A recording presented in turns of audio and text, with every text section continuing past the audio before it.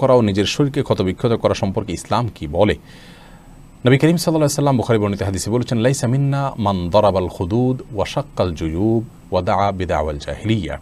অর্থাৎ যে ব্যক্তি শোকে কারোর বিদায়ে বেদনাহত হয়ে নিজের গালে নিজে আঘাত করতে থাকেন, কিংবা জামার বোতাম ছিঁড়েন, জামা ছিঁড়েন, কিংবা জাহিলি যুগের যে সমস্ত প্রথা আছে সেগুলোর কোনো একটা প্রথা দিকে মানুষকে আহ্বান করেন বা সেরকম কর্মকাণ্ডে তিনি লিপ্ত হন, তাহলে তিনি আমাদের উম্মত নন।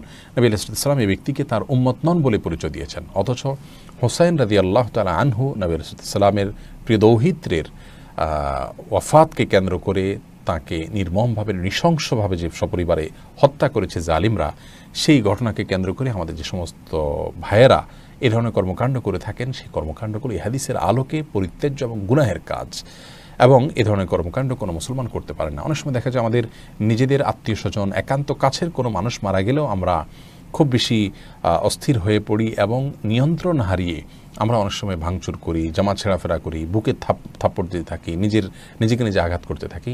এগুলো হলো আল্লাহ রাব্বুল আলামিনের ফয়সালাকে না মানার একটা আলামত, যেটা আমাদের ঈমান বিধ্বংসী বিষয় হতে পারে।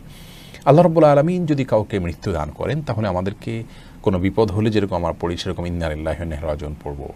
তারপরে আমরা বলবো যে লিল্লাহি আখাদ, আল্লাহ তাআলা যা নিয়েছেন সেটা আল্লাহ তাআলার, ওয়ালাহু মা আতা, আল্লাহ তাআলা যা দিয়েছেন সেটা আল্লাহ তাআলার।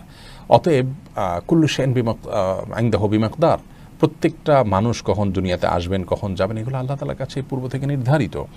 অতএব আল্লাহর ফয়সালাকে মেনে নিয়ে আল্লাহ রাব্বুল আলামিনের প্রতি ঈমান আনয়ন করার যা বিল কাদা, এটা আমাদের ঈমানের দাবি। সেজন্য এ ধরনের অস্থিরতা প্রকাশ করা এবং সীমা লঙ্ঘন করা ইসলামের দৃষ্টিকোণ থেকে জায়েজ নয়। তবে হ্যাঁ, মানুষের বিরহে বেদনায় আমরা চোখের পানি ফেলতে পারি, আমাদের কষ্ট হতে পারে, সেটা খুবই ন্যাচারাল, সেটাকে ইসলাম অবশ্যই এরাও করে। নবী আলাইহিস সালাম নিজের সন্তানের মৃত্যুর পর তিনি কেঁদেছেন, তাকে দেখে সাহাবায়ে কেরাম জিজ্ঞেস করছেন, রাসূলুল্লাহ আপনিও কাঁদেন? তখন তিনি বলেছেন, হ্যাঁ, প্রিয়জনের বিরহে এই বেদনা, এটাতে সিক্ত হওয়া, এটাতে দুর্বল হওয়া, এটাতে কান্না করা, এটা নবী আলাইহিস সালামকেও এই বিষয়টি পেয়েছে বা তার ভিতরে এটি ছিল।